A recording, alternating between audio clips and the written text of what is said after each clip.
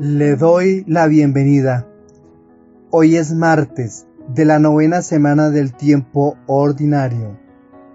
La Iglesia en Colombia celebra hoy la feria correspondiente a la liturgia del día de hoy.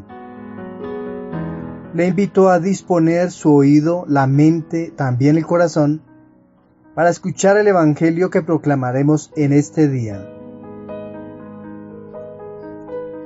Del Santo Evangelio según San Marcos, capítulo 12, versículos del 13 hasta el 17. En aquel tiempo enviaron a Jesús unos fariseos y partidarios de Herodes para casarlo con una pregunta. Se acercaron y le dijeron: Maestro, sabemos que eres sincero y que no te importa de nadie, porque no te fijas en lo que la gente sea, sino que enseñas el camino de Dios sinceramente. ¿Es lícito pagar impuesto al César o no? ¿Pagamos o no pagamos?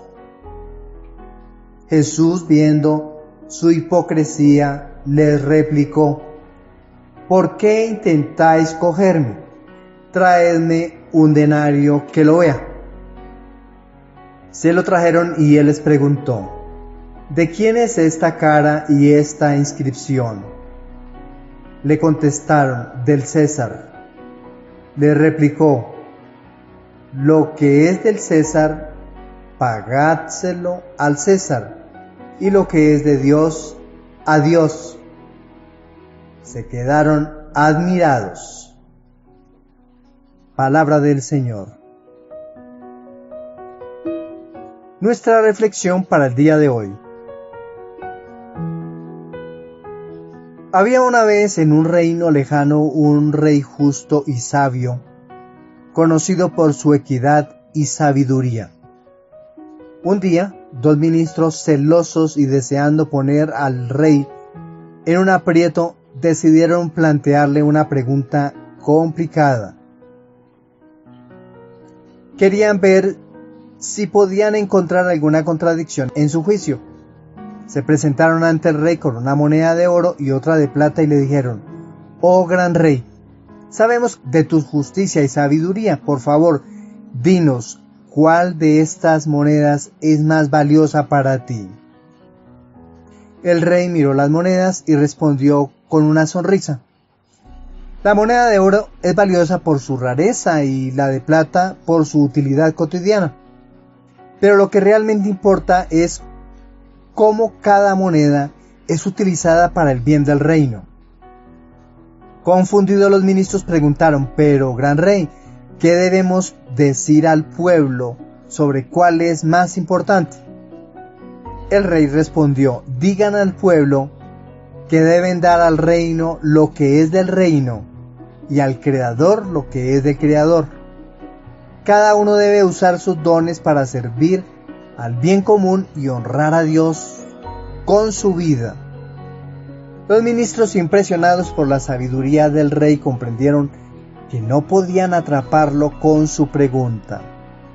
El pueblo, al escuchar las palabras del rey, se comprometió a vivir con justicia, utilizando sus recursos para el bienestar de todos y rindiendo honor a su Creador.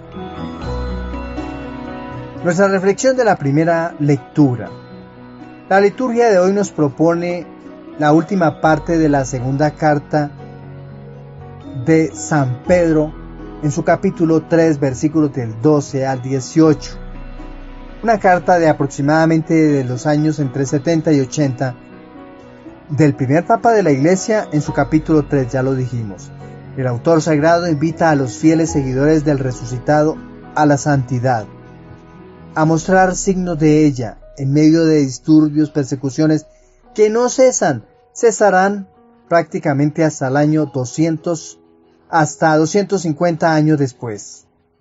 La Escritura deja ver que está en llamas el lugar en donde fue escrita la carta, pero el incendio ocurrió por esta época en Jerusalén, pues el incendio en Roma ocurrió en el año 64 y esta carta es más tardía. Por el temor de la muerte, invita a sus destinatarios a buscar la reconciliación y a permanecer en estado de pureza y santidad. Además, que les insiste en decir que la misericordia y la perseverancia de Dios es constante, esperando que todos los suyos se conviertan y vivan. Por lo tanto, deben seguir participando de los encuentros de la comunidad para acrecentar la fe en las reuniones en donde les hablan del resucitado a quien siguen. Profundicemos un poco más. La segunda carta de Pedro se cree que fue escrita a finales del siglo I después de Cristo. Algunos dicen que posiblemente entre los años 65 y 68, pero yo ya lo dije entre los años 70 y 80, más tardía que la primera. Esta carta se dirige a las comunidades cristianas que enfrentaban desafíos tanto internos como externos. Internamente, los cristianos se enfrentaban a falsos maestros y doctrinas erróneas que intentaban desviar a los creyentes de la fe auténtica. Externamente estaban bajo la presión de la persecución y la dificultad de vivir en un mundo hostil a sus creencias. Profundicemos en cada uno de los versículos. Ustedes hacen lectura de los versículos, nosotros proponemos la reflexión. Versículos del 12 al 13. Pedro habla de la venida del día de Dios. Para hablar de este concepto utiliza la palabra griega emeratouteou, un concepto escatológico que refiere al juicio final.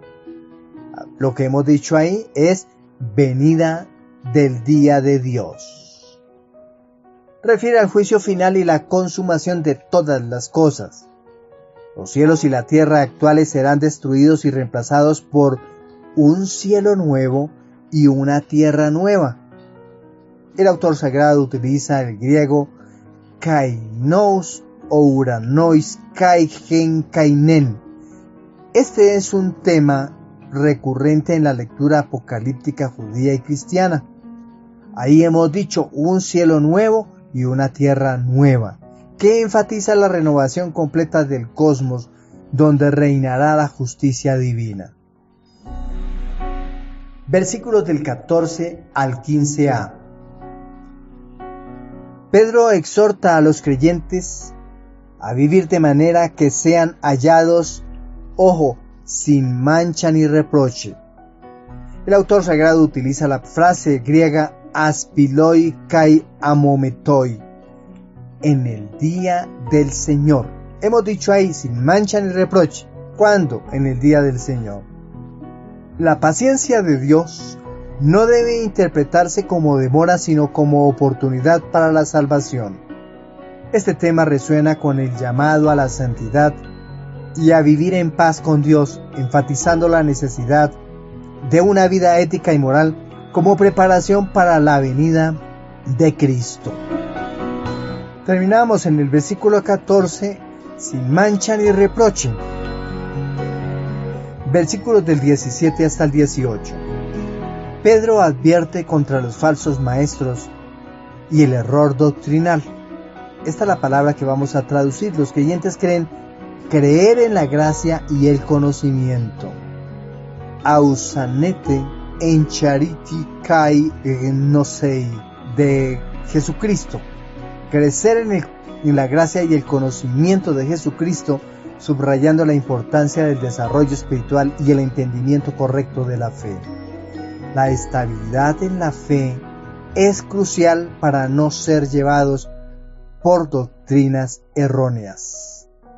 La estabilidad de la fe, esa estabilidad del autor sagrado utiliza la palabra griega esterigma. ¿Qué es esa estabilidad? Que indica firmeza en la fe, la resistencia al error. ¿Qué nos propone el autor en cada uno de estos, en estos textos que hemos leído? Tenemos 3 propuestas particulares. Vamos a hablar de cada una de ellas. 1. Vivir en santidad y paz. 2. Comprender la paciencia de Dios. Y 3, crecer en conocimiento y gracia. Vamos a hablar de cada una de ellas. Primer propuesta, vivir en santidad y paz. Los creyentes están llamados a vivir vidas santas y en paz, conscientes de que el día del Señor llegará. Esto implica un esfuerzo continuo por mantenerse sin mancha ni reproche, viviendo éticamente y en armonía con Dios y los demás. ¿Qué podrían decir aquí algunos bíblicos, algunos estudiosos bíblicos y algunos legalistas, lectores de la Biblia, que hacen la lectura legalista, creen exactamente que va a ocurrir tal como dicen ella, que creen que como ya han pasado 2000 años y la segunda venida no ha llegado, porque en la época de Pedro ellos estaban esperando la segunda venida, estaban afanados en la segunda venida y por la situación que estaban viviendo decían, esto se va a acabar, no demora en llegar el Señor. Bueno, entre comillas, nunca les llegó, pero que les llegó, sí les llegó la segunda venida, porque la segunda venida es el momento de la muerte de cada uno de nosotros. Cada uno muere y se encuentra con Dios, la segunda venida de Jesucristo. Bueno, por supuesto que sí, es que se va a encontrar con Él. Hablemos de la segunda propuesta, comprender la paciencia de Dios.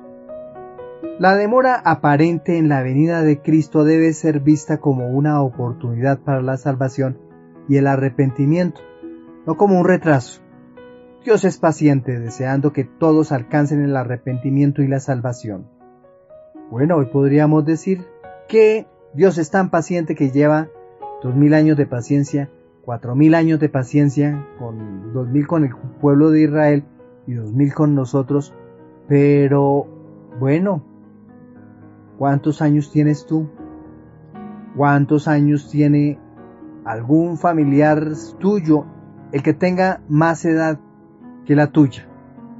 Pues Dios está esperando que esa persona que tiene mayoría de edad cambie su forma de ser, se transforme, sea más laxa, sea más consecuente con el Evangelio, que ame, que no se fije en los errores de los demás, que transforme su interior, que transforme su vida, porque cuando nosotros nos dedicamos a mirar los errores de los demás, los defectos de los demás, las arrugas de los demás, pues se nos pasa el tiempo y Dios está esperando es que tú cambies tu interior, cambies tu forma de ser, para ver qué hace contigo.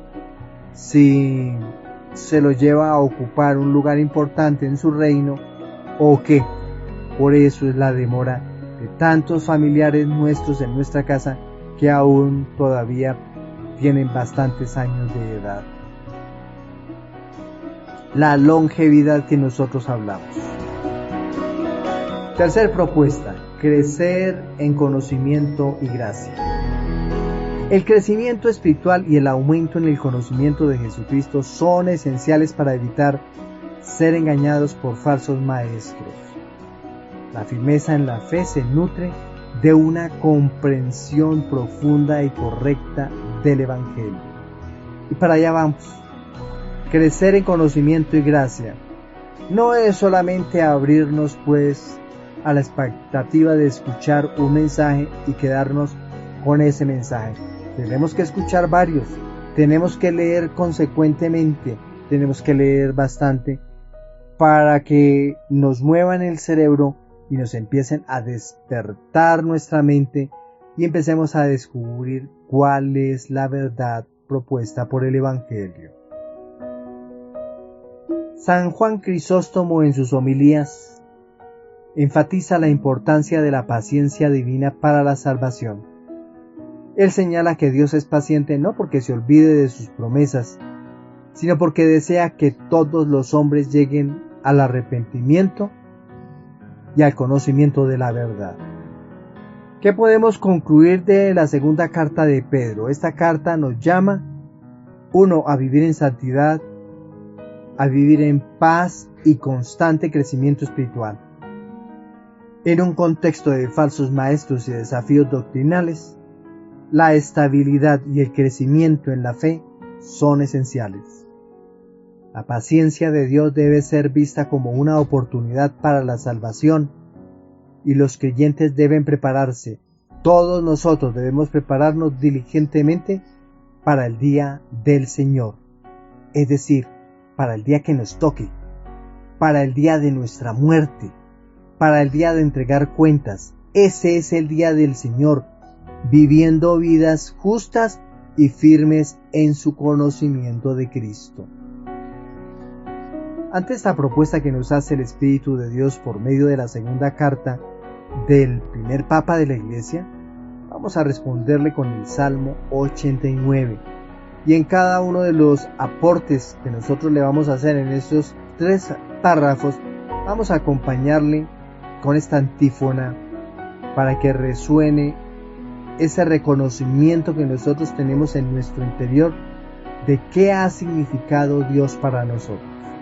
Vamos a decir: Señor, tú has sido nuestro refugio de generación en generación. El Salmo 89, titulado De Moisés, hombre de Dios, es una meditación sobre la vida humana. El autor pone la divergencia entre Dios, que es eterno, y el hombre, que es finito. La eternidad de Dios se mide por milenios. Para él un día son 1000 años. El autor hace un reconocimiento de que Dios es necesario, de la misma manera como es tan importante y de valor una vela encendida en medio de la oscuridad. También hace una comparación del comportamiento de Dios con el hombre. Con delicadeza o atención permite hacer a la humanidad que nazca, viva, se realice y luego muera. El salmista ruega a Dios le haga comprender este misterio para que obre sensatamente.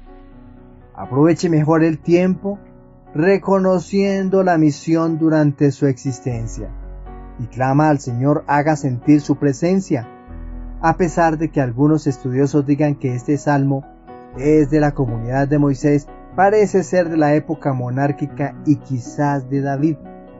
El autor suplica la presencia del Señor en medio de la desolación. Este salmo nos hace meditar la vida humana. Descubrimos la eternidad de Dios y la brevedad de la vida del hombre. Pero en la ley del Señor, nuestra vida es eterna, porque desde ya estamos viviendo el cielo, que es eterno. La vida sin Dios está llena de amarguras y contrariedades. La prudencia nos debe abrazar. La oración reclama la paz para nuestra vida, pues en Dios ha habido promesa de vivir ya el reino. Hagamos entonces que la oración acerque a Dios para expresar que Él se preocupa de los problemas de quien lo invoca. Queda ahora la alegría perpetua junto al Dios de la vida. Otro título que tiene el texto que hemos proclamado hoy, el Salmo 89, es Nuestra morada en todas las generaciones.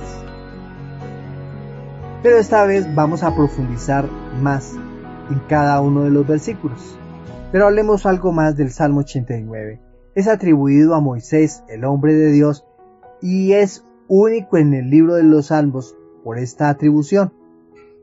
Se cree que fue escrito en un contexto de reflexión profunda sobre la brevedad de la vida humana frente a la eternidad de Dios. Este salmo es una meditación sobre la fragilidad humana, la eternidad divina y la necesidad de vivir sabiamente bajo la protección y gracia de Dios. Vamos a profundizar en cada uno de los versículos. Versículo 2. Antes que naciesen los montes y formases la tierra y el mundo, desde el siglo y hasta el siglo, tú eres Elohim, o tú eres Dios. Este versículo establece la eternidad de Dios, contrastando la existencia eterna de Dios con la creación temporal del mundo. La palabra hebrea que utiliza el autor sagrado al decir tú eres Dios es Elohim, el Dios de los dioses. Es como el plural de Dios para decir que este Dios al que yo estoy alabando es el superior a todos los dioses que adoran los gentiles, los babilónicos, los demás. Enfatiza el poder y la majestad de Dios como el Creador eterno. Versículos del 3 hasta el 4. Haces que los hombres vuelvan al polvo diciendo, retornad, hijo de Adán, porque 1000 años ante tus ojos son como el día de ayer que pasó, como una vigilia de la noche. Estos versículos reflejan la fragilidad y mortalidad humanas.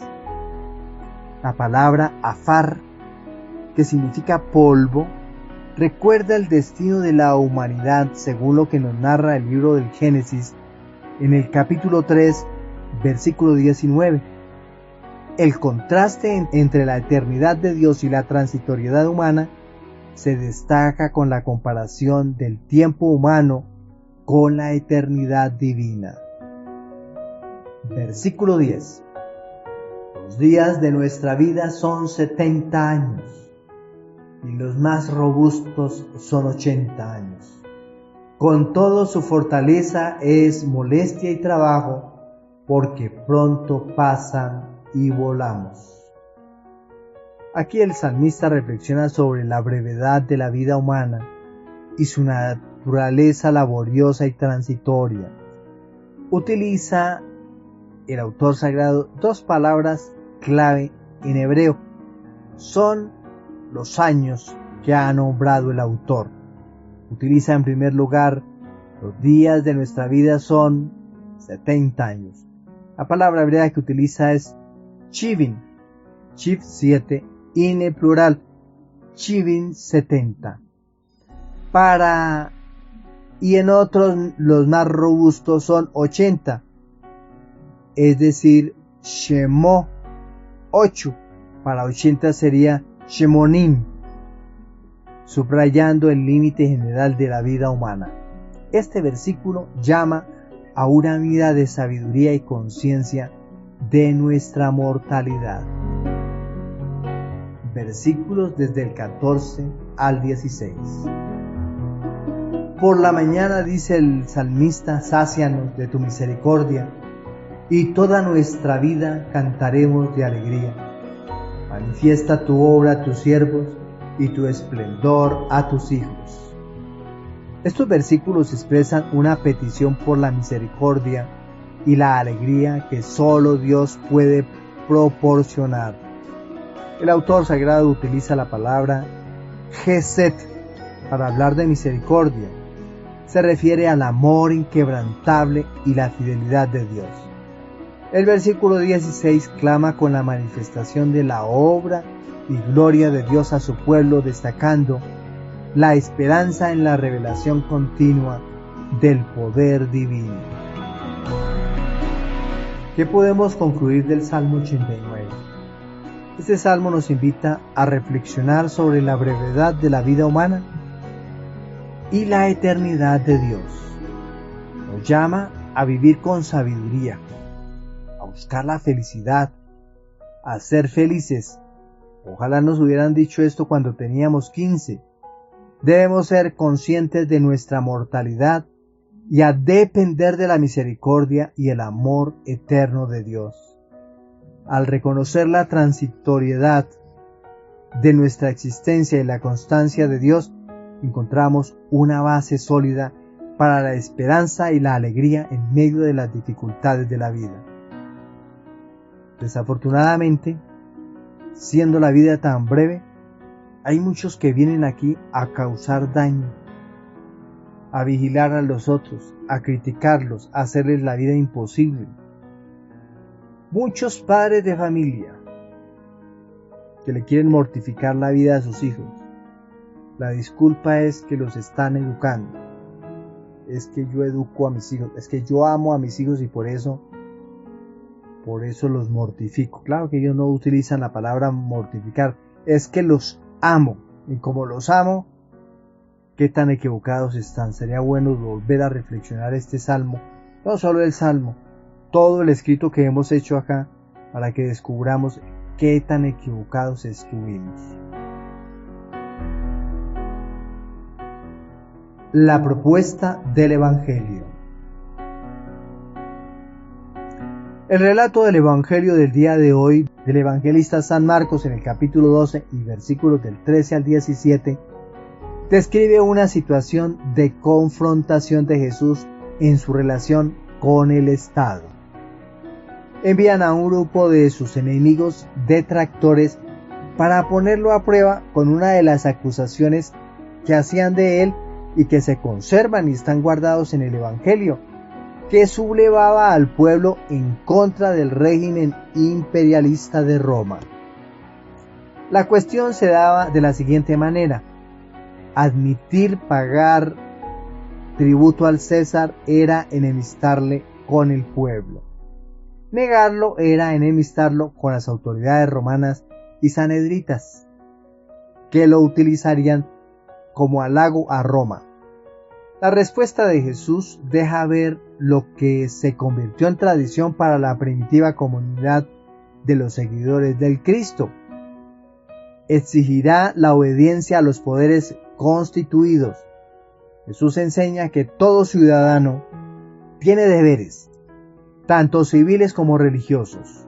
Unos no soslayan los otros, pero hay algo más importante: los deberes civiles de los impuestos, que benefician más a las autoridades romanas, eran en sentido materialista y pasajeros. En cambio, cumplir los deberes espirituales llevan a la vida eterna. Tú dirás, ¿cuál es el más importante de los dos? Profundicemos en el tema. El Evangelio de Marcos es el más antiguo de los 4 evangelios, escrito hacia el año 70 después de Cristo, de pronto posterior a esta fecha. Marcos escribió para una comunidad cristiana en Roma que enfrentaba persecución bajo el emperador Nerón. El Evangelio enfatiza la autoridad y el sufrimiento de Jesús, preparando a los cristianos para el sufrimiento y la persecución que también ellos podrían enfrentar.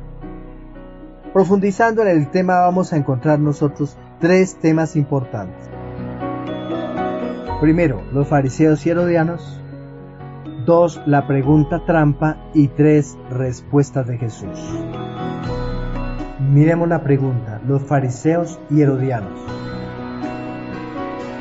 Los fariseos eran un grupo religioso que seguía estrictamente la ley judía, mientras que los herodianos eran partidarios de Herodes y, por lo tanto, más alienados con el poder romano. Su colaboración para atrapar a Jesús muestra una unión inusual de 2 grupos con intereses normalmente opuestos. Cuando tenemos un enemigo en común, hasta los enemigos se unen para combatirlo. Casi siempre, ese enemigo en común siempre obra la justicia en la mayoría de los casos. Segunda propuesta: la pregunta trampa.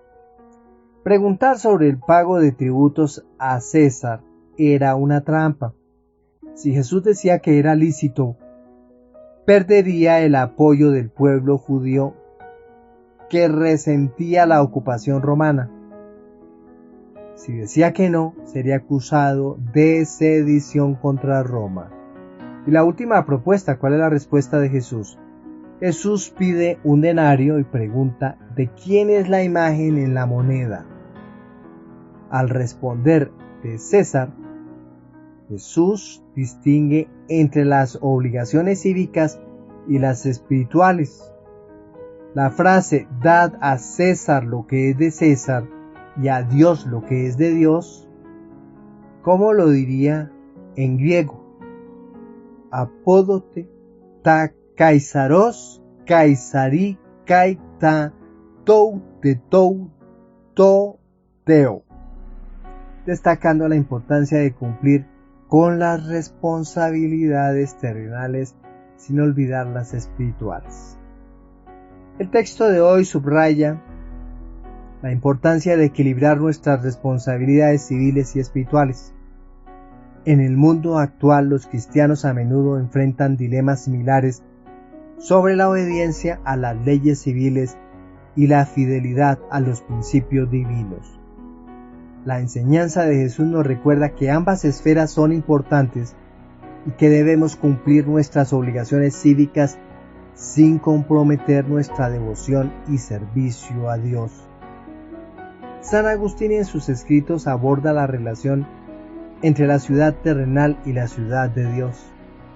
Él enseña que, aunque los cristianos viven en el mundo y deben vivir con sus deberes civiles, su lealtad última es a Dios. San Agustín afirma que la justicia y la piedad deben guiar todas nuestras acciones, tanto en nuestras obligaciones cívicas como en nuestro servicio a Dios. ¿Y qué podemos concluir del Evangelio de hoy? El evangelista San Marcos, en su capítulo 12, versículos del 13 al 17, nos enseña a reconocer nuestras responsabilidades en el mundo y hacia Dios. La sabiduría de Jesús en este pasaje nos guía a vivir de manera justa, cumpliendo con todas nuestras obligaciones cívicas, mientras mantenemos nuestra devoción y servicio a Dios. Este equilibrio es crucial para vivir una vida íntegra y fiel a los principios del Evangelio. Para todos un feliz día, que el Señor nos siga colmando de su alegría como también de su bendición. Feliz martes, felicidades.